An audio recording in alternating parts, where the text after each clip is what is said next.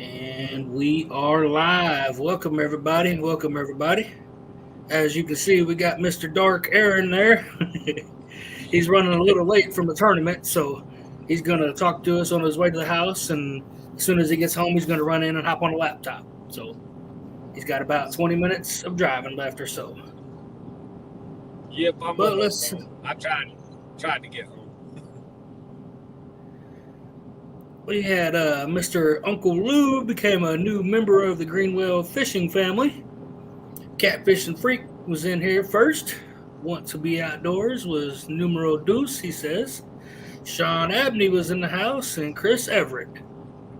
What's going on, guys? There's Uncle Lou. He popped in. He says, "Howdy, y'all."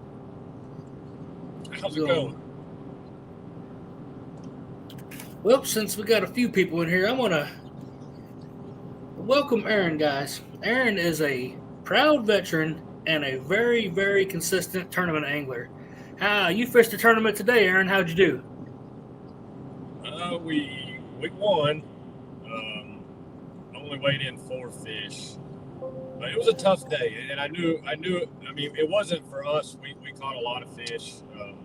It was hard getting our unders, but it was just some tough conditions. We've been high water, high current for the last 10, 12 days, and they finally cut the current back a little bit. So water was receding a little bit, and we made a guess at it this morning and guessed right, and we were just able to pick apart this one arm of the lake and stayed on fish all day and ended up with 94 pounds and 4 fish. So Well, that's a very good weight. That's a very good weight.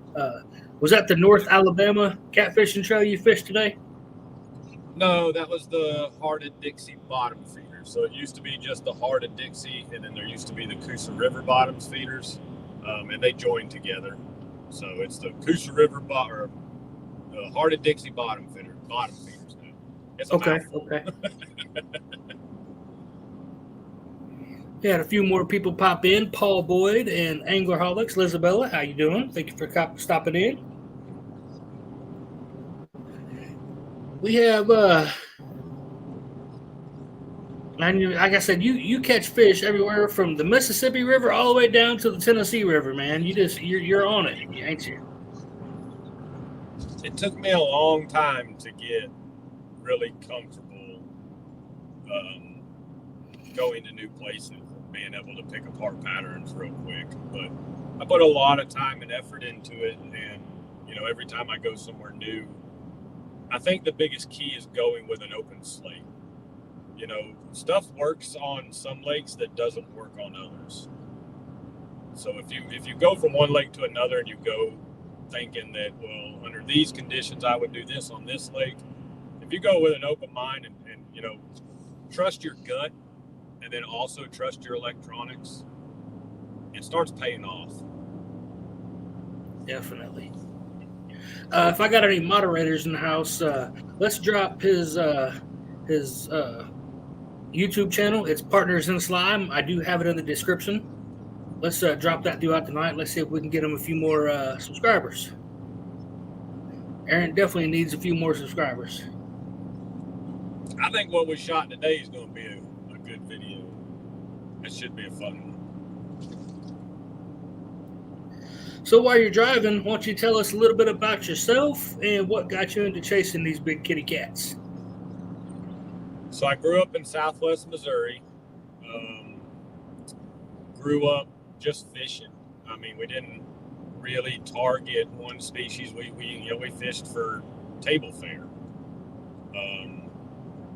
Did a lot of spoonbill fishing and catfishing for food and stuff like that. And, back then, I think when I was like 6 years old, I caught like a 30-pound fish one time, and I mean that thing was a giant to me. I guarantee it.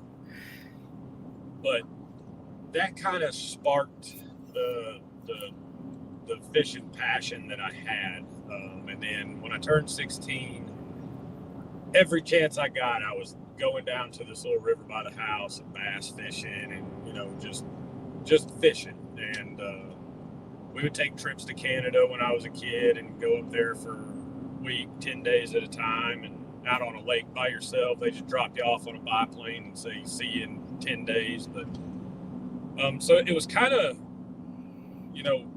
I was kind of raised around the water. I never really hunted a lot.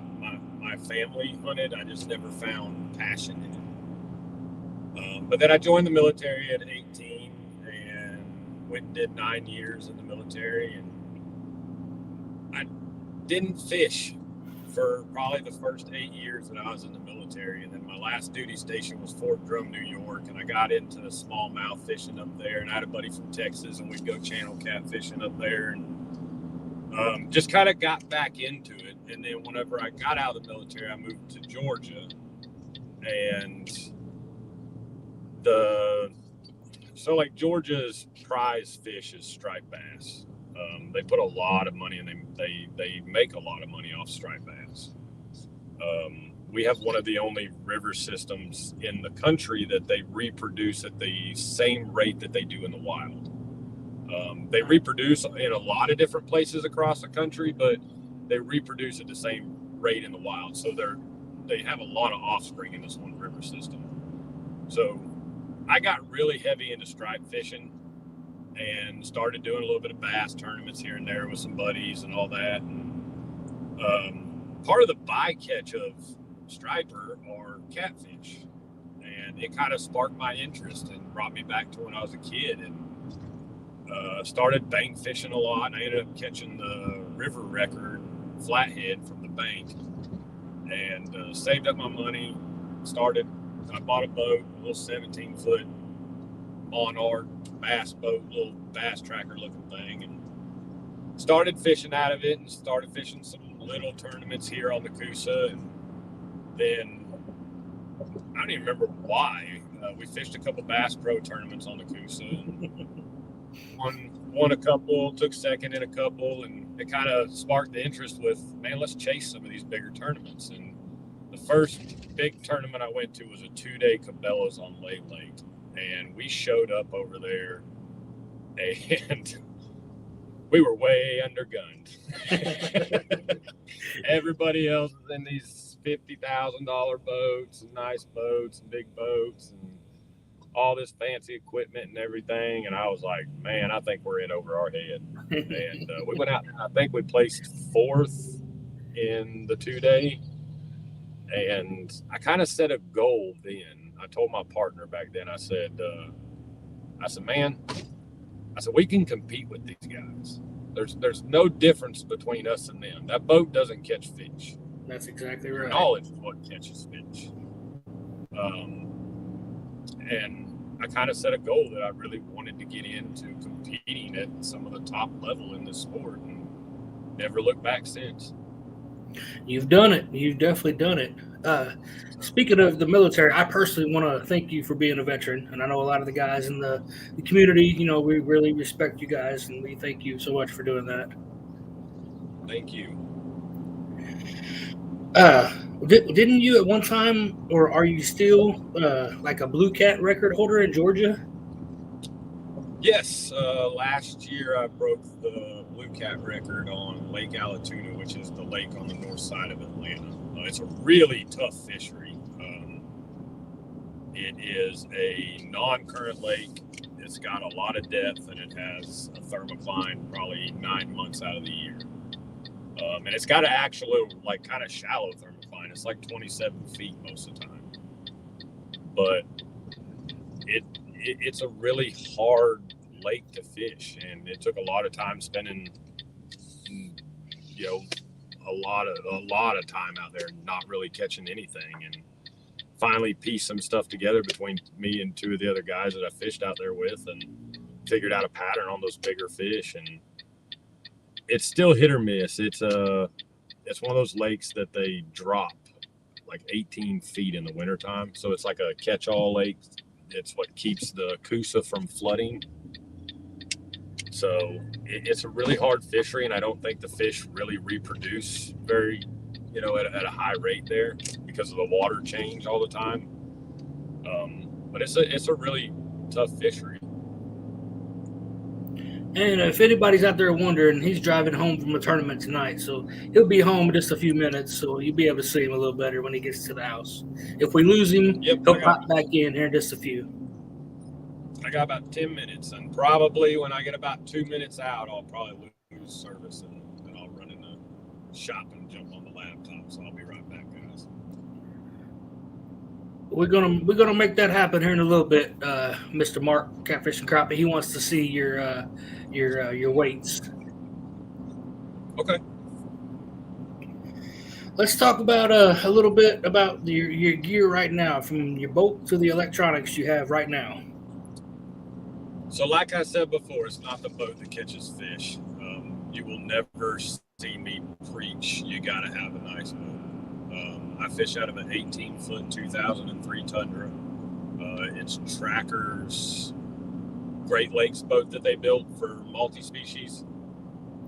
So it's pressed out of one sheet of aluminum. It looks like a fiberglass boat. It's actually sold. This is probably the last weekend I fished out of it. And we got another new to us boat coming. So I'm not say what it is yet, but it's still a used boat. It's not a brand new one. It's actually the same year as this one. It's a 2003, but it's a bigger platform. You're cutting out. You're cutting out on Lose us me? pretty bad. Yeah, we were. You're cutting out pretty bad on us. Am I still there? Yep, you are. You pop back in. There you are.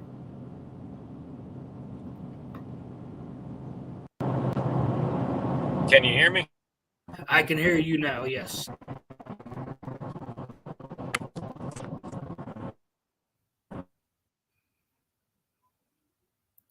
Yeah, he'll pop back in. He's probably gonna get close to the house, and he'll pop back in here in just a few. But while we're waiting on him to get back, why don't we all just share a little laugh? I'm gonna share a screen here.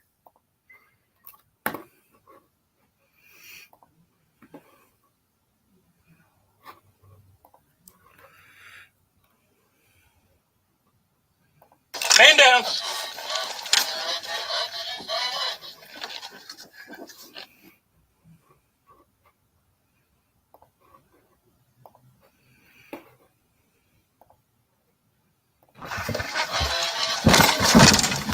Man down. Had a little tripsy on the boat today.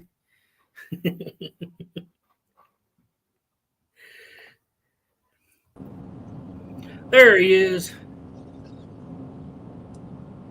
Maybe. Can you hear me now?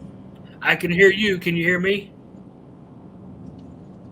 No, I got a phone call. Yeah. I figured something was going on. You popped out pretty quick. But yeah, I have a 2003 Tracker Tundra. I use meat hunter rods. Actually, we built the Boss Hog with meat.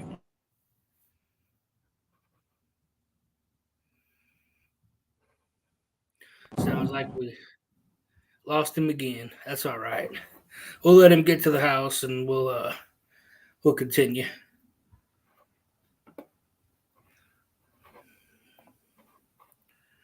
If anybody didn't see today,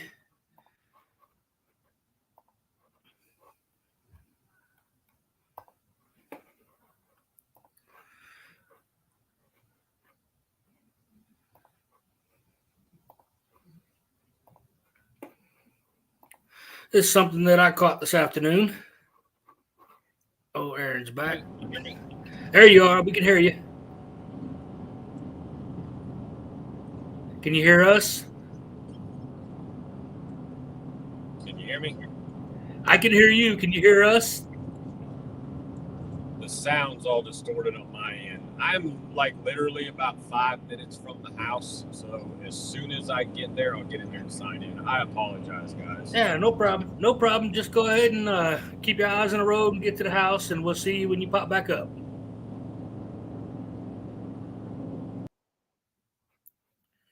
All right, guys.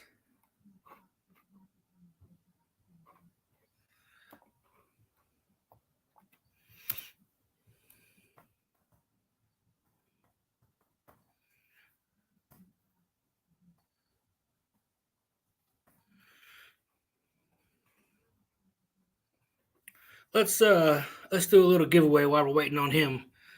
Anybody want to maybe have a Greenwell fishing sticker? Let's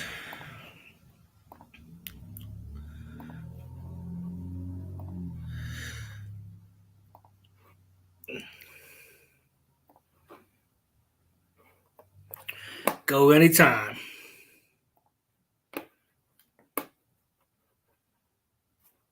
Brian B came in the house. I seen a couple other. Nina popped in. Trophy Seekers knocked popped in. Steve Mosley came in. Sorry if I missed everybody. I was trying to let him talk a little bit.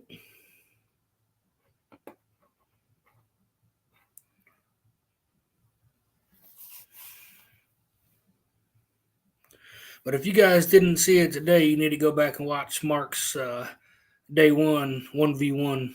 That was freaking awesome. Looks like Bugman popped in. What's going on, buddy? Christy Brown.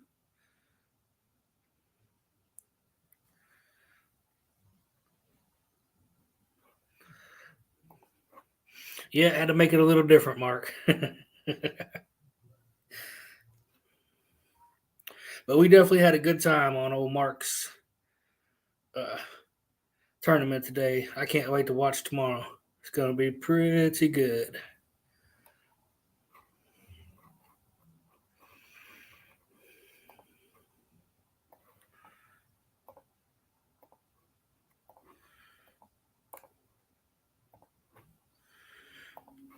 Mark, if you want to pop in for just a minute until Aaron gets back, I put the link in the chat.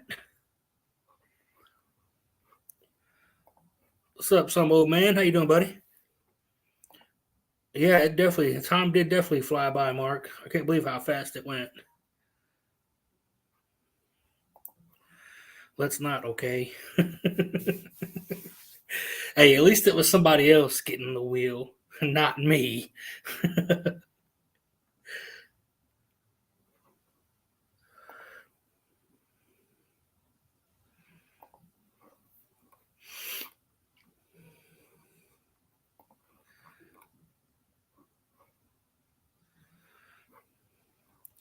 There's a few entries in there.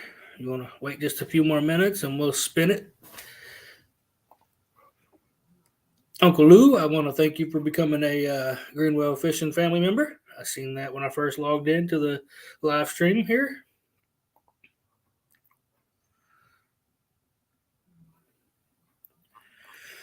So we're waiting on Aaron to get home. He fished the tournament, and it ran over just a little bit, so he was driving home. He said he did pretty good in the tournament. They had 94 pounds and 4 fish, and they got first place. So, what's going on, Mr. Mark? What's going on, Mike? How you doing? Great job today, buddy. I have to admit, you did awesome. That 51-pounder was a beast. Maybe someday when I grow up, I can catch fish like you.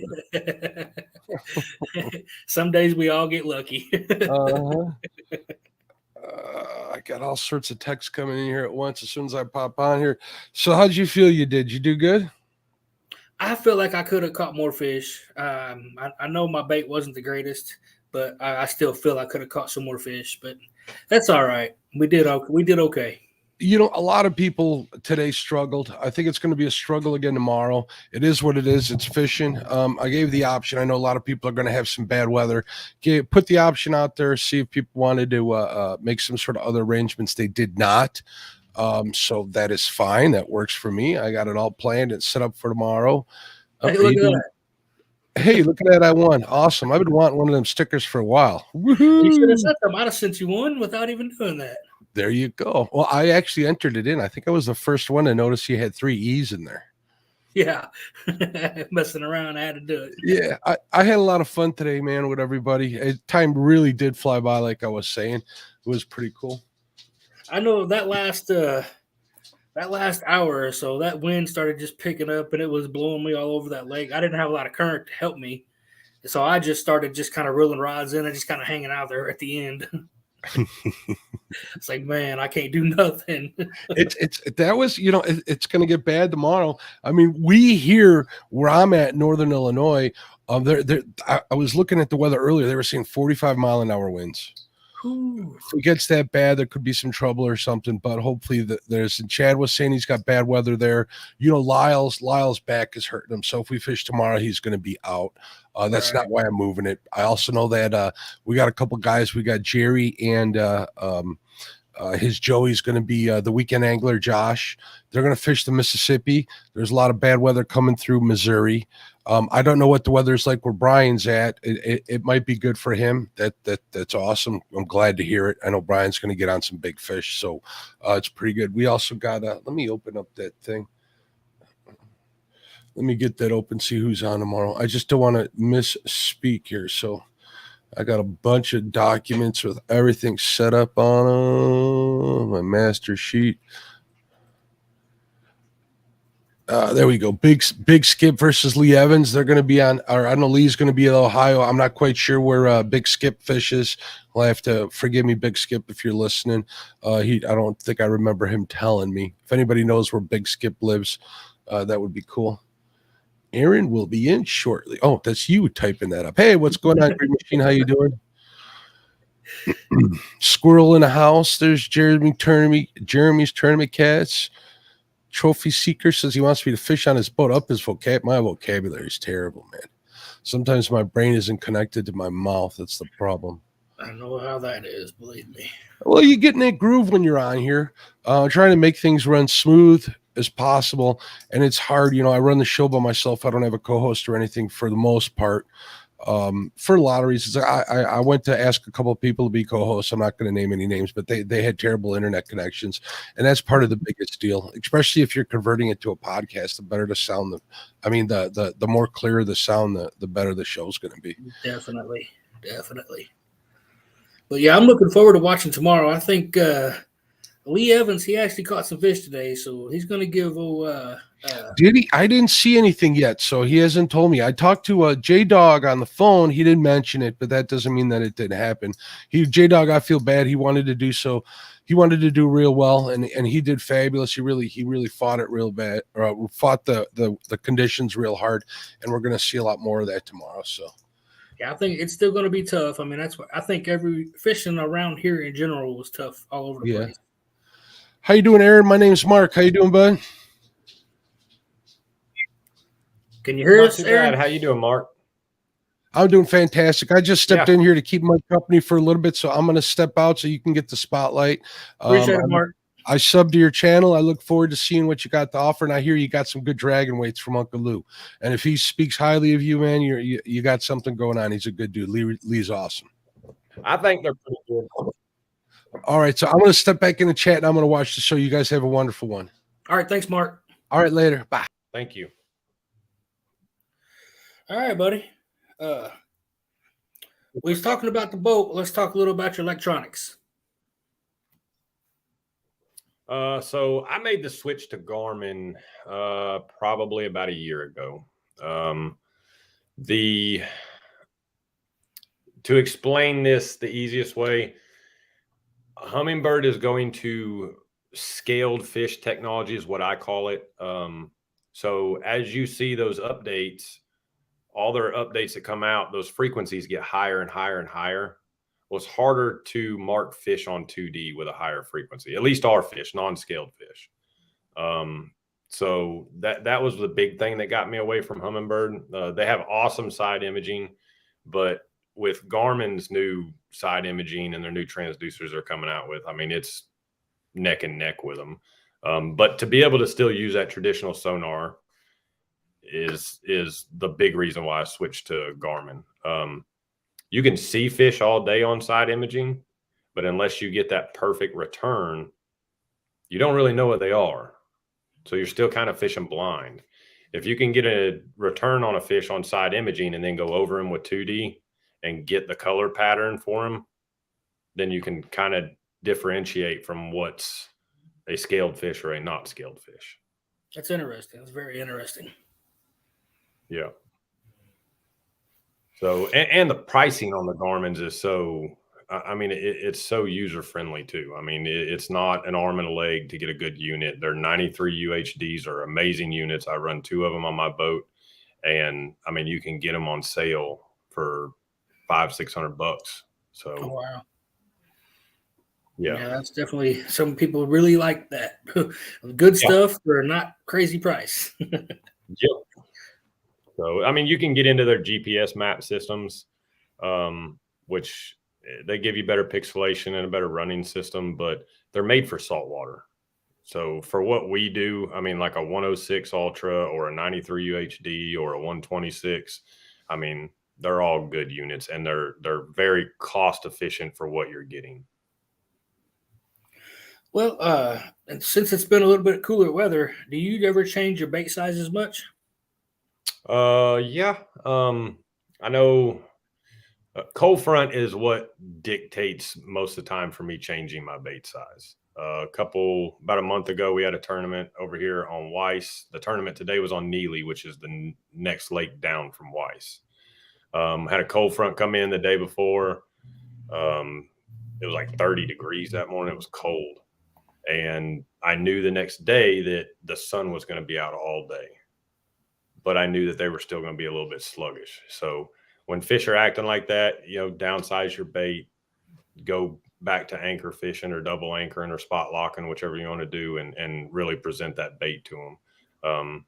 A lot of times after a post cold front, those fish, they don't want to eat a moving bait. They're going to eat the easiest thing they can. So Definitely, if it's laying there waiting, that's pretty easy. I know since you travel a lot, what's your favorite bait? favorite would probably be skipjack. Have you Skipjack used is, skipjack in any lakes or whatever that's not there? Have you tried doing that? yeah, we were actually using skipjack today, and they're not in the Coosa. Nice, nice. I think fish are a little bit more finicky with it, especially bigger fish. Um, but I think if the opportunity arises, they're going to eat it.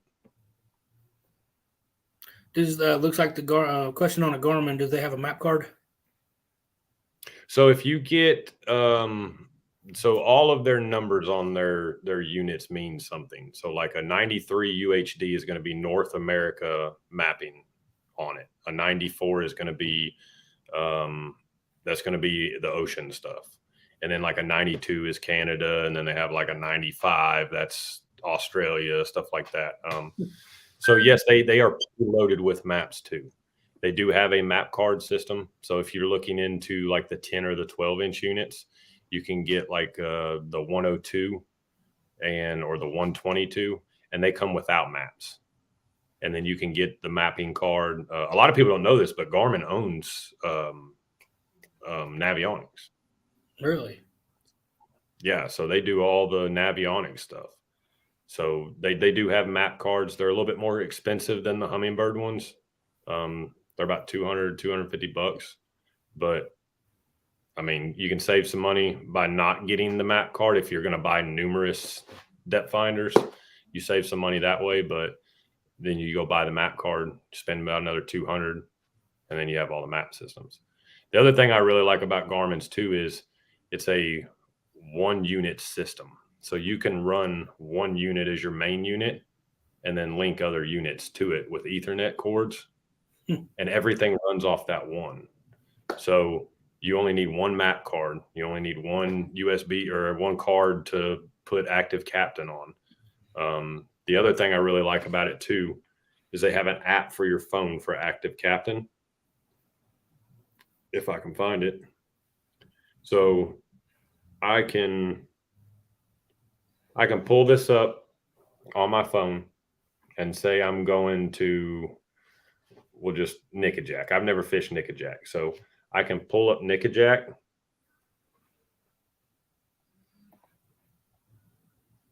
And I can go through there and set waypoints and stuff that I want to look at.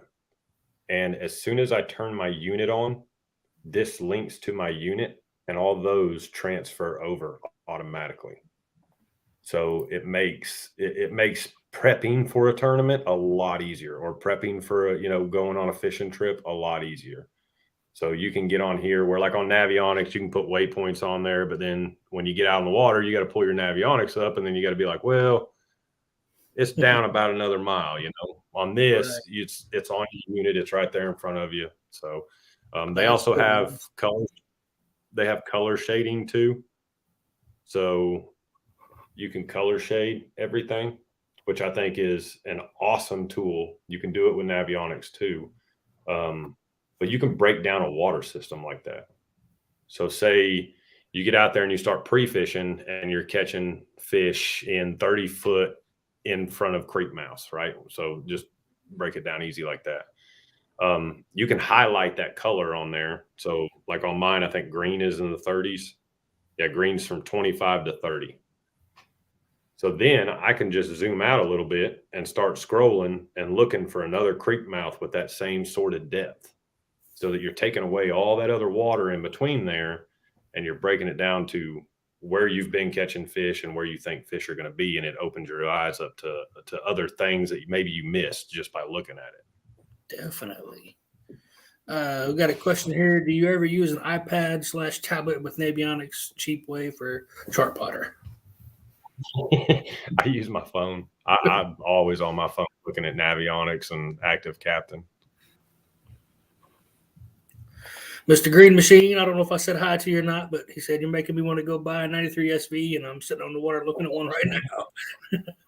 What's really cool is so they consider a 93 SV, which is the old unit. That's the last model they made before they came out with the UHD. It's still an EchoMap unit. You can actually link your 93 SV to a UHD unit, and you actually get the picturing from the UHD unit. That's pretty cool. A lot of people don't know that. Yeah, that's So a lot really of good guys, information out there for some garden guys. a lot of guys are selling the 93 SVs for like $400 right now. So, I mean, you can go buy one for 400, slap it next to a UHD unit, and have two chart plotters. That's pretty nice. That's pretty nice. Yeah, Well, the other thing about Garmin too that I really love is a lot of almost everything on the unit you can set to auto. So, for instance, chart speed. That's probably one of the most confusing things with depth finders is chart speed. A lot of people don't understand chart speed. Those Garmins, they go off GPS. So it changes as your GPS changes. Nice. That's really that's some interesting stuff. I'm an idiot when it comes to those electronics, and that kind of stuff would be super awesome. I tell you what, man, there is nothing that you can do to one of those fish finders to actually hurt it by changing stuff. Get out there and just start playing with it. Start moving stuff. See what it does. See what it does to your picture. And if it messes it up, factory reset. Yep. I do. I still do it now, even on these, because I'll get in there and start playing with stuff and get them all out of whack. I'm sure he appreciates that, old man. He looking for subs. That's right. Thank you. Well, the water is warming up, so let's talk a little bumping. What kind of gear are you using for bumping? Don't get me started. I already did. My favorite way to fish. That's actually what we did at Bama Blues. They turned all that current up, and we ran up the Gunnersville Dam and put an anchor down and walked baits all day. But I used the Boss Hog. That was when we set out to build that rod with Meat Hunters. That was Charles' number one goal, is to build an all-along rod. Because if you take a graphite rod and you're out on the Mississippi, I don't know anything about the James. I know that. I've never been there. But he wanted to build a rod that you could do anything with. Meat Hunter they build fiberglass rods. And I'll be honest, when we first started talking about it, no, I don't, but the new boat will have the Garmin trolling motor. So when we set out to build that rod with Charles, it kind of kept us a little skeptical. I mean, we're out here trying to bump with a fiberglass rod. It's heavier. I don't know if you're going to be able to get sensitivity out of it and everything like that. And I mean, he put some together and we started playing with them, and it was really surprising how sensitive those rods were. But so it's a fiberglass rod, so you can bump with it, and then you can turn around and strap 36 ounces of lead to it and start it. Which you guys know, if you do that with a graphite rod, it's going to break. It's not meant to take that whipping motion. So it's pretty cool, man, that Charles and them were able to pull that off. Yeah, that's definitely awesome. So I did have a question from Uncle Lou. Let me pull that up about the old bumping.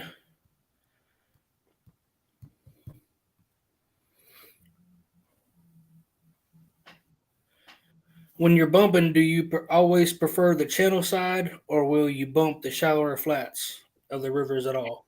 So that is the one thing that I still have to learn. A lot of times I'll stick to the chunk rock side or the revetment side, and walk. I actually did a video on how to bump. It's on my YouTube channel, and I teach you boat control and everything like that, and how to really get down to feeling the bottom and all that. But I like to work the crevetment, where the crevetment and the sand meet. So you're just you're playing on the danger side, running down those areas. But my downfall on the Mississippi is high water. I've spent so much time on that body of water in high water, and I just can never put a pattern together.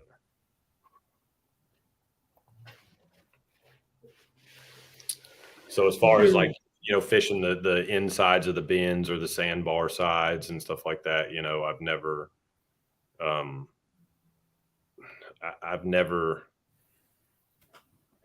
I've never done really good fishing the sandbar sides. The mud is usually the best. Larry taught me that one. He said, when you feel that sinker stick in there and you got to pop it back out, you're in the good stuff. He said, do you always drag and bump at the same speed? If not, what factors play a part in that?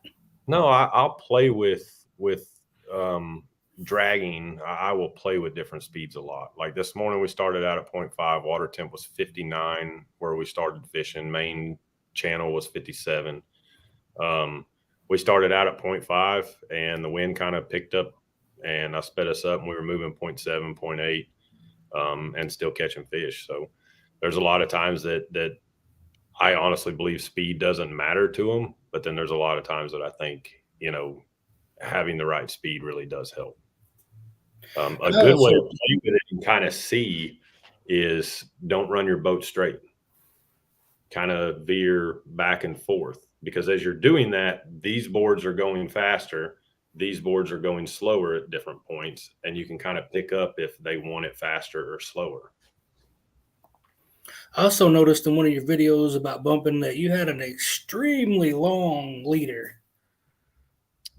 Yeah, so the reason I do that is when you're bumping and you're going down through there, I know them fish can hear that. For one, they can hear that weight bouncing down through there. The reason I run my leader so long is I want that bait as far away from that sinker as I can. I don't want to hit him in the head with that sinker as the bait's getting in front of him. So if I get in some like real heavy timber and stuff, like I've got some stretches on the Mississippi that, I mean, it's some of the gnarliest looking timber you've ever seen.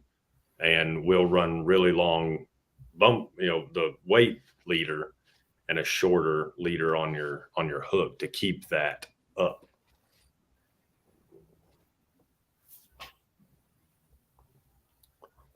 Hummingbird headline. I'm not sure what he's meaning. I'm not sure either. He'll ask again. I really never, as much bumping as we do, I always have about a 3-foot leader. But I seen you that day, and I'm like, wow, that thing is like 5-6 foot long. Yeah, sometimes you got to wrap it down and around the reel to hook it back on the eye. I was cracking up. I was like, dang, that's a big one. Yeah. Yep. Sometimes I'll run a dropper loop about that long for my sinker.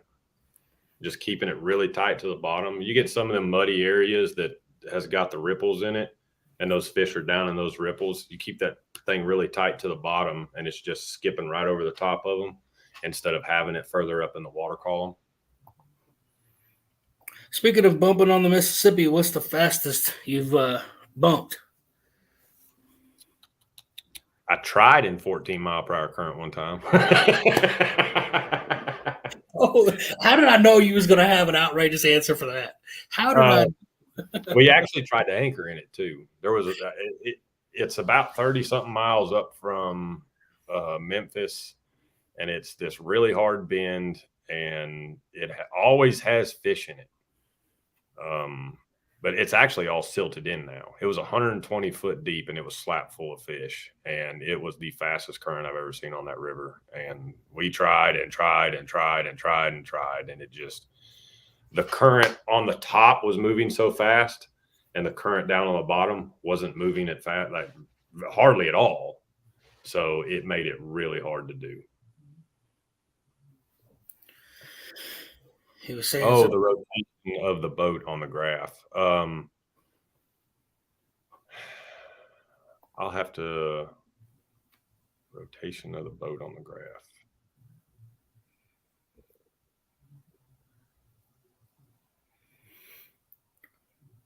Don't mark my word on this, but I think you can know.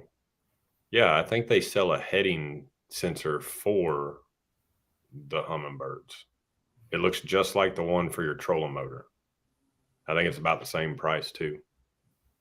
That when you're not moving, that'll tell you your heading sensor. But as far as your heading sensor on the boat, I don't remember where in the settings that is. have you switched over to the lithium batteries, or do you use a generator on the older batteries, or? I usually run a generator on the older batteries. I have Group 31s, but the new boat will get lithiums.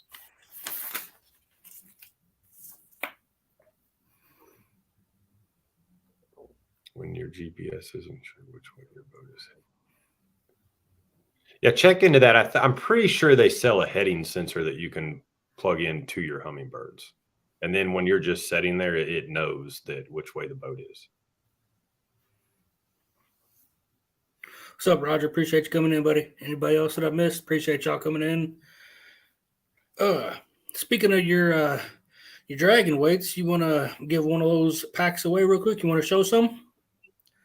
Yeah, we can do that. I got some singles right over here, but I got some packs over here.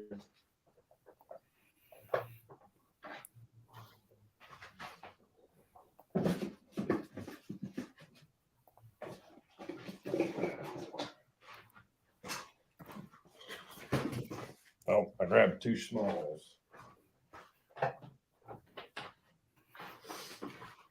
So we have 6 different color options: black, red, orange, blue, green, and then we have red, white, and blue in medium and large. So that's your small. It's 8 inches. That's your medium. It's 10 inches. And your large is 12. And then, so that's a 2 ounce, 3 ounce, 4 ounce, and they're interchangeable. These ones are brand new, so it's probably not going to just slide in real easy. But yeah, that one did. It went in pretty good. So that's a 4 ounce in a large tube. So if you're out there dragging and you get in some heavy structure or whatever, so this sits on the bottom kind of like that. It doesn't sit completely flat. It lifts up just a little bit with a 4 ounce. You get in a little bit of structure or some rock, you pop that 4 ounce out, put this 3 ounce in, and now this thing sits about like this. If you get in some heavy timber, you take this 3 out. Now, I'm not going to shove this 2 all the way in there because you got to have a pair of pliers to get it back out. But you pop that 2 in there, and then this thing stands right up and down. To be really successful dragging baits and drifting, there's a bunch of different products on the market. And there's a bunch of different companies that make different products that work. But you still have to buy a bunch of different products. My thought behind this was, why can't you make one product that's interchangeable that you can do everything with. So I've got guys that anchor fish with the shorts and like a 4 ounce. But that's it. Oh, size matters wants to know in regards to the bobby weights, what's your favorite combination of size and weight? My To. favorite by far is the large tube with a 3 ounce. That's probably the most versatile. If you shorten up your line that's out behind the boat, it gives it more of a vertical presentation. On your planer boards, if you don't let as much line out before you clip the board on, it keeps a more of a upward pull on it instead of, dragging it flat like this. But that would be my go-to. I mean, you can go fish 70, 80, 90 foot of water with this, or you can turn around and go drag 2-3 foot of water with the same one. Very nice. You want to give away a few of them? Yeah. Whatever you want to do. We're going to do the hashtag partners in the chat. You guys go do that. We'll let that run a little bit. And we'll do 1 pack of large red, white, and blue with some 3 ounce. How about we give away one of my favorites? Sounds good. I see we had Mark Blackburn come in. What's going on, buddy? Appreciate you coming in, checking us out. Clear View Outdoors, Mr. Skip. Heard you had a guest in the boat today. But while they're checking out the dragon weight giveaway, let's dragon baits, dragon rigs. You like long dragon rigs also? No, all mine are pretty similar. I run probably a 30-inch leader. I actually just did a video yesterday on this. I was going to do a shorts on YouTube about it. But that's my go-to rig. You can buy them at www.partnersandslime.org or net. I can never remember what it is. .org. Let me put you on solo down just a little bit. They come in a 6-pack, So the size of the tube doesn't change the price. A 6-pack of 2 ounce with any tube, that's 21. 3 ounce is 22, and 4 ounce is 23. So I don't have anything bigger than a 4 ounce. There was a lot of time and effort that went into designing this. It took me almost a year, and the molds for these things were ridiculous. Yes, we are, Uncle Lou. Yes, we are. With Daniel's new baby coming on last year, and they had a bunch of issues and everything, we kind of stepped back and Spud fished a lot of them. Spud did really good at Tawakoni. But we're going to change it up a little bit. I think Spud's going to fish some with his wife this year and with his son. And me and Daniel's going to fish with Robert Thomas. So, but yeah, back to this. We made the original molds out of 2x4s. We took 2x4s, drilled holes in it, got the right sizes, and played with that just to get the right lengths on them. And then once we made some of these, then we shipped them off to a company, and then they made the molds for us. So see how many. What is that? I can't see it. Get a few more entries in there. Come on, guys. I don't know what. That might not work there, buddy. You might need to take that off of there and redo it. That giveaway tool can be finicky. Very finicky.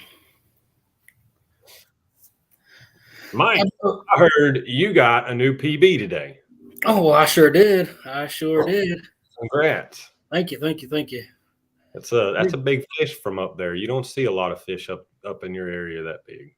It's actually been other guys, and it's been on fire here lately. Has it? Yeah, some other guys had a really good day yesterday, and I'm not sure what they did today. I haven't seen what they did today, but there's been some fish caught out there in that little hole.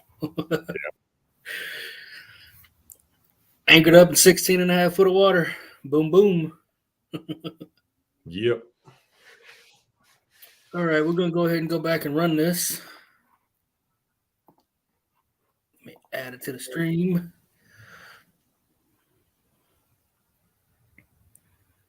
Chris Everett is the winner. You want to tell them how to get a hold of you? Yeah, Chris, if you got Facebook, just go ahead and send me a message and let me know you win. Send me your address, and I'll get them out to you Monday morning. Yes, Mark, it was a dandy. He asked me, it was during his, he had a 1v1 live tournament today, Mark did. Yeah. And we was all just kind of fishing together, and he slammed it down. He said, "You want to guess the weight? You want to guess the weight?" I said, it's probably about a 20-pound. No sooner than I said 20, it started ripping drag. I said, I think I want to change my guess. We caught one today that we were in like 8 foot of water, and when he hit it, I mean, he just stripped line off the reel. And I looked at Daniel and I said, because it's a joke we have with each other. I looked at him. I said, "Man, if we was on Wheeler right now, this would probably be an 80." And I thought he was going to be at least 50. And he come up and he was 31 pounds. And I was like, "Where's the rest of that joker?" Right. But in the video, I'm pretty sure you can hear it. I mean, he was just smoking line off the reel.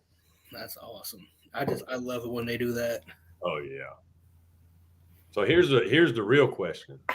I know in 16 foot of water, a lot of times they don't do it, but I've had him do it. Did he go airborne? No, he did not. He actually stayed down. He stayed down and went and got another rod.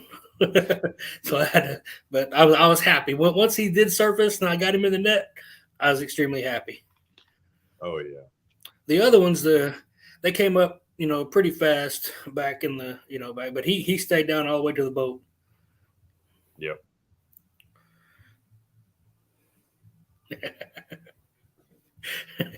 Yeah, you should look us up, man. Get into our little catfish community. We do little 1v1s and little challenges, and there's one May 28th called Fields to Water. It's called Bumping for Biggins. So you got a bump? Yep, that's all we're gonna do is bump. Can you walk? Because by May we won't have enough current to bump, but we have enough current to walk baits. We'll have to ask Chad on that one, but I don't see why not. As long as the bait's moving, you know what I mean? Yeah. I don't see any issues. Yep. Usually about May on the Tennessee River, they really cut the current back, and it makes it real hard to walk baits. So that's a good question there, Roger. Well, the biggest thing I could tell you is just get out there and try, man. You never know. The way that you fish compared to other guys, you never know till you get out there. I mean, that's where Adam Wright lives. That's where Josh Brown lives. That's where Josh Brown cut his teeth learning how to fish. Cody Haynes, that's their home body of water. And every tournament I go over there, that's in the back of my head is Cody. And there's a bunch of local guys over there too that, can put some fish in the boat. But the biggest thing I can say is get out there and do it and have confidence in yourself. That's the biggest thing. Be very confident with yourself. If you get out there and just because the first spot didn't, pan out the way you wanted it to. And I know a lot of guys that I won't fish out of their boat because when it gets tough, they give up. They don't continue to think and break it apart. That's the one thing I'm always doing out there is every time something happens, every time we catch a fish, every time, you see a fish on side imaging or you see a fish on imaging, I'm not just looking at that fish is right here. I'm looking at the depth. I'm looking at what's around. I'm looking at why is he here? What's brought him here? Where's he going next? So, I mean, there's a lot that goes into that, but I mean, just get out there and fish. Don't put no pressure on yourself. Go have fun. Do it. That's the one thing that I think a lot of people misconstrued with tournaments, especially ones like the Cat Masters, is everybody thinks it's all business. Everybody's there just to try to bring $20,000 home.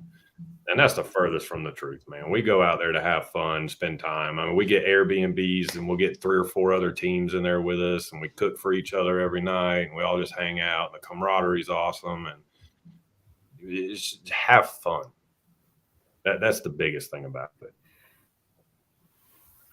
Mr. Clearview, So explain that. The difference between bumping and walking. So bumping is when you are bumping down the river and the boat is moving with you. So the boat is not stationary. Walking bait is where you're anchored in fast current and you're bumping. So your boat is not moving; it's staying in one spot. So trying to think. Usually about 30,000 CFS under one of our dams on the Tennessee River. You can start to bump, but you're doing it with a 1 ounce. And a lot of people, that's really hard to do. I mean, even there's times that I'll get out there and you get in some soft bottom and it is really hard to do with a 1 ounce. 30,000, you can get away with a 2, 3 sometimes.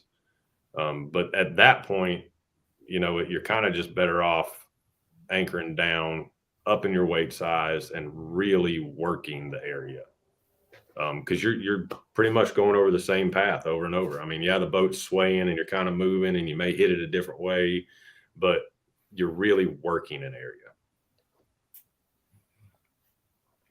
That's actually the easiest way to learn to bump.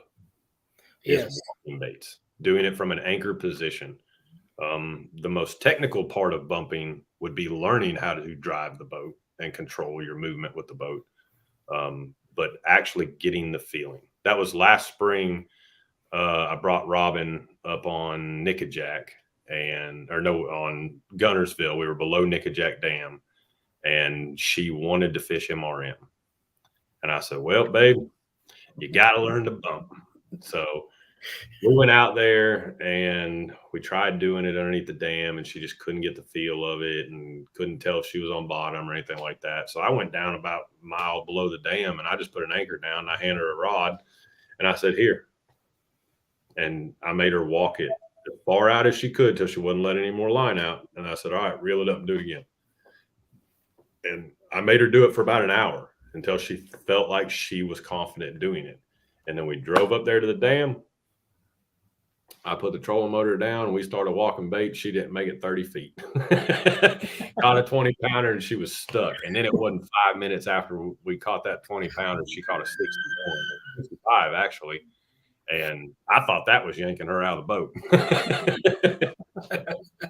But she loved it. Speaking of tournaments and getting into them, if you're getting ready for a tournament and it's a new water, what's your routine? Like, lay your routine out. What are you doing to get ready for that? And probably one of the biggest things is I'm going to get online. I'm going to get on Google and I'm going to start looking, for reports or guide reports or, YouTube videos, something that I can kind of see, what works at different times throughout the year. It may not be the exact time of the year, but you can see how they target fish, what they do to target fish. And that kind of helps break it down a lot. Every once in a while, you can get lucky and find a biology report. You got to dig for them. But you can find a biology report on a lake from DNR. And that, when you find some of those, son, that thing opens your eyes because they got tracking and all kinds of other stuff on these fish. And you see the movements of these fish and everything. And it's pretty crazy. Definitely. But so let's say you find a spot on Google Maps or Navionics, and when you get on the water, what sticks out to you about that spot that you want to go look at when you get on the water? So the one, like a really good interest point to always look at is somewhere that has a lot of depth change. And I'm not talking about just a single lake. I'm talking if you take a section of a lake, for instance, Wheeler. We'll take Wheeler into example.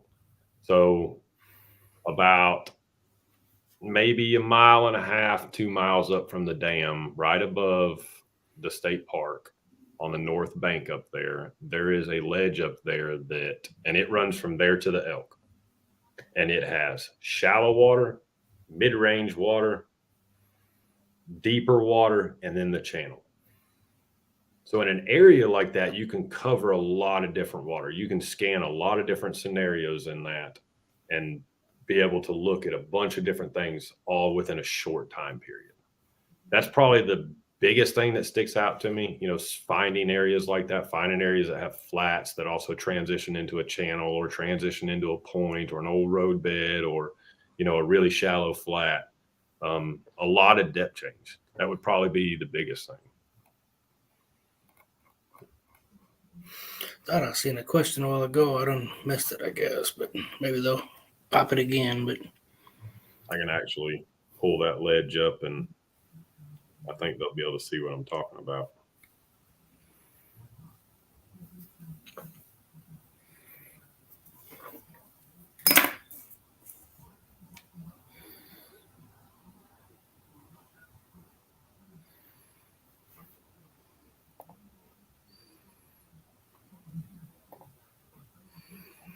You got to load. I got a new phone, so I haven't quite downloaded all the maps yet on it, but it's trying. Come on. We'll let that sit there for a minute. Oh, here it is. All right. It finally loaded.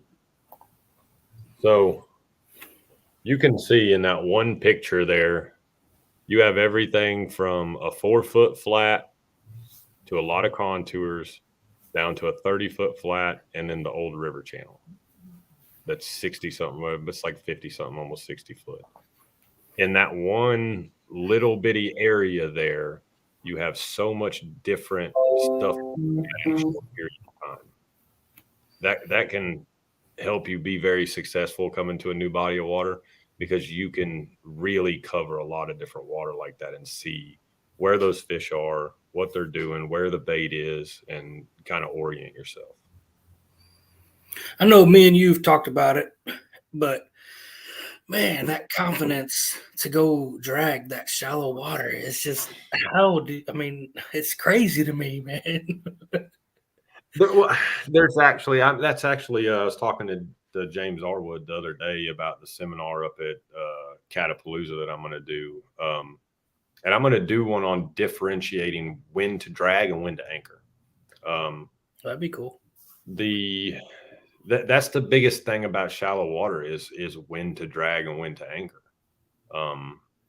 So like at Winter Whiskers, we took 4th, and I think the deepest we caught a fish was 13 foot. The shallowest we caught a fish was 1.6, I think is what it was. So that's actually where the biggest fish came from. But the reason we drug that day was because the fish were spread out. They were so sporadic. I mean, you would drive and you'd see one on side imaging, and then you'd drive another 200-300 yards before you've seen another one. We knew they were quality fish. The day before, we popped like 2 in the mid to upper 20s back to back.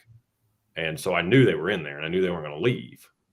So the next day we got in there, and the current coming out of the creek had really slowed down. It had started to clear up a little bit, and those fish just kind of separated.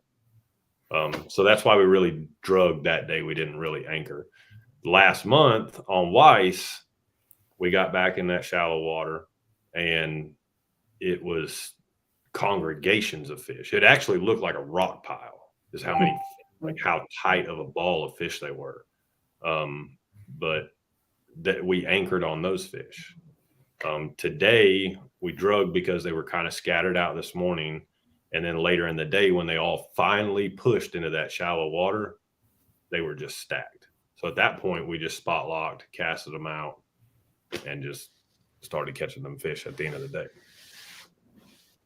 That was interesting because I fished with Chris on the Winter Whiskers, and we actually went up in a creek, and we was drifting in like 13 foot of water, and we had some baits or some fish that come up and check the baits out, but we didn't have any takedowns in there. But and then I watched your video, and I seen that one you showed your depth, but it was like 2.2 foot or something. I was like, man, how? How? You know what really showed me that those fish will move like that? So Weiss Lake is the lake closest to me. The whole upper end of that thing, as soon as you get, I mean, and it's like a lake. It's not a river channel, that's got just a little bit of flat on the outside of it. No, it's got sections that are half a mile wide, and it has a river channel, and that's it.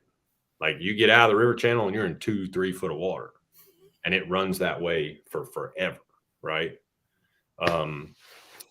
We were out fishing one day, and we were fishing in the mouth of a creek, and we caught a 41 up in the creek, like the rod thrown up in the creek, and didn't really think anything of it.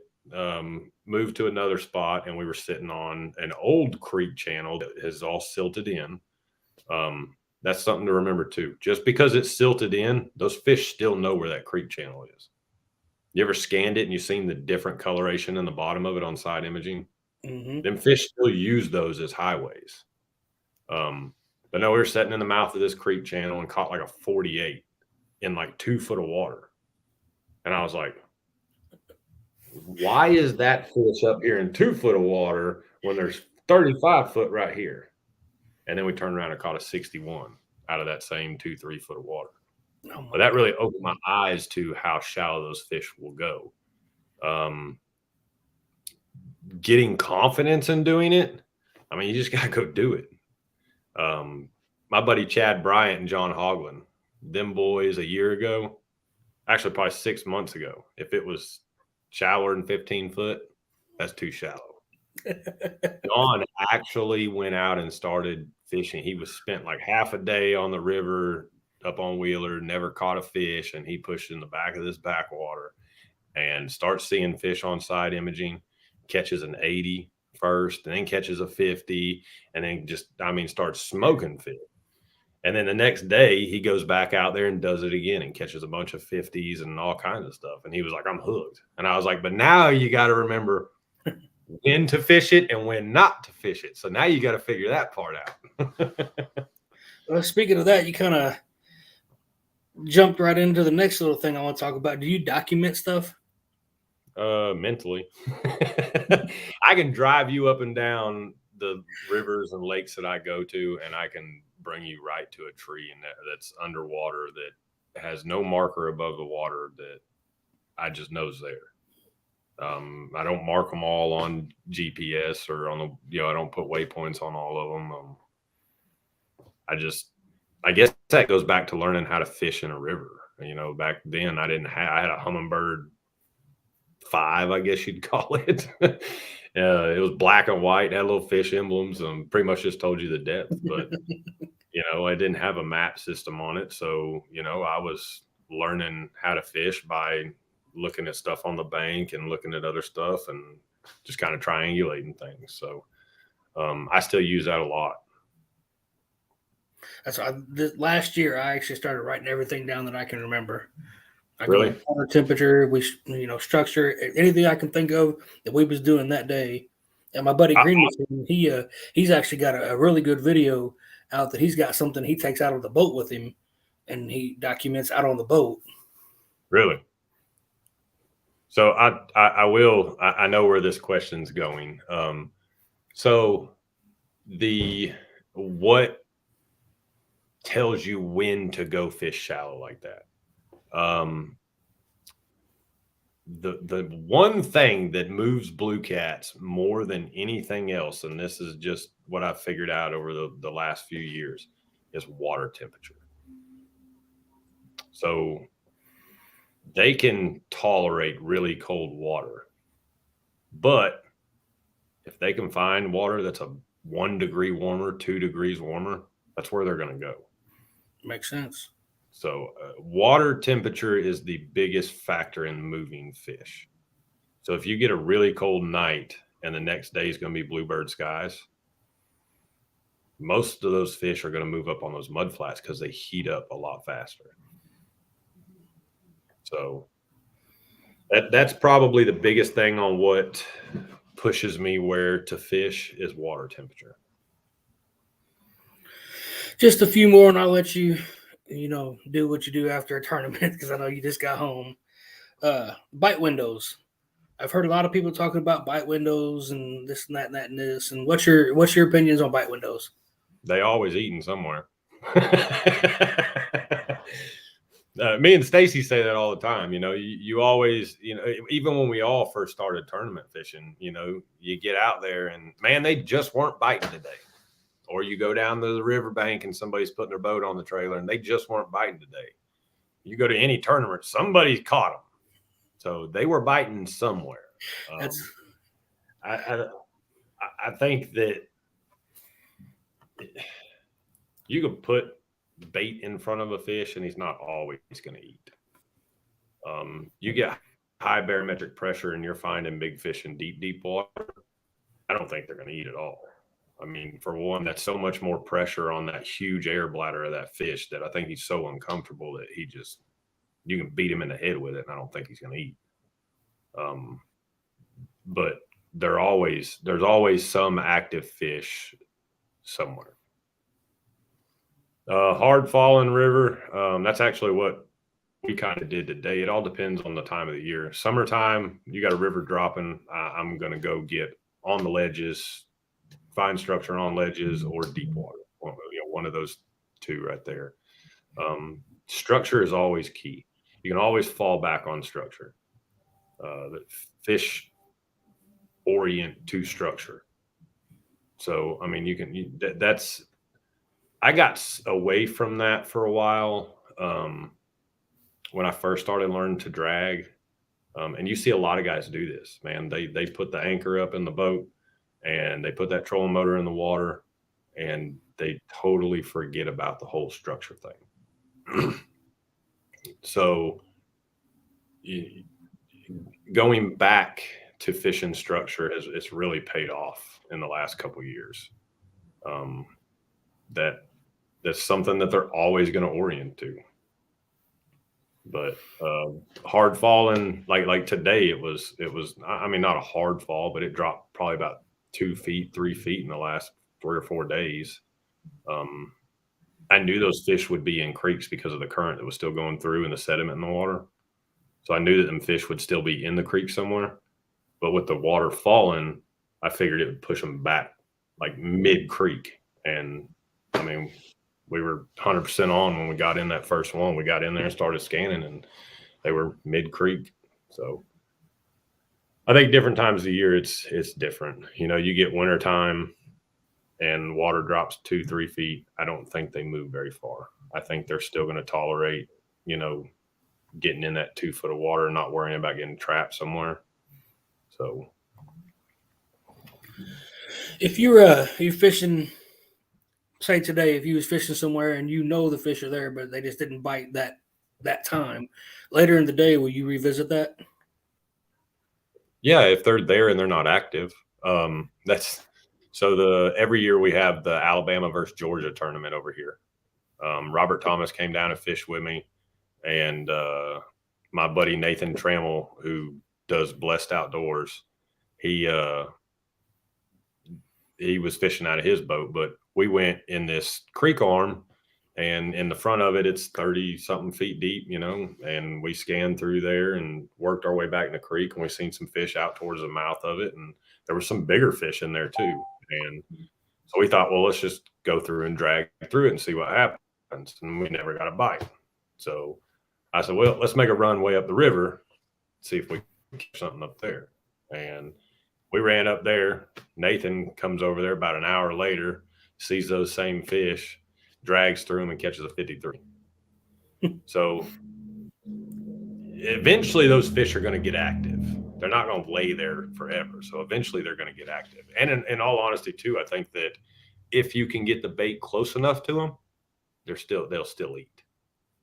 I've caught a lot of fish dragging before that you could tell were buried up, and you would have swore you were hung up. Right. I mean, the rod just slowly, you never see a bite, rod just slowly goes down, backbone's out, and you're turning around looking at the depth finder going, man, I'm still moving 0.4, 0.5. Am I dragging him? And you reel down and you're pulling in a 45-pound fish that you just drug for about 20 feet across the bottom and he never moved. So I think if you get it close enough to them, some fish still will eat. Well, Aaron, I really do appreciate you hopping on with us and taking an hour out of your time after your tournament. No problem, bud. Congrats on the win. Congrats on the win today. Thanks. That's Congrats. super awesome. Bud. Thank you. I'm gonna go ahead and end this out, but you stay there. We'll chat in just a few minutes after we end the live. But I appreciate everybody coming and checking us out tonight. There's some other guys live, so if you guys want to head on over, and I think Lizabella, the Angleholics, are having a little whatever they do over there. But I appreciate it, guys.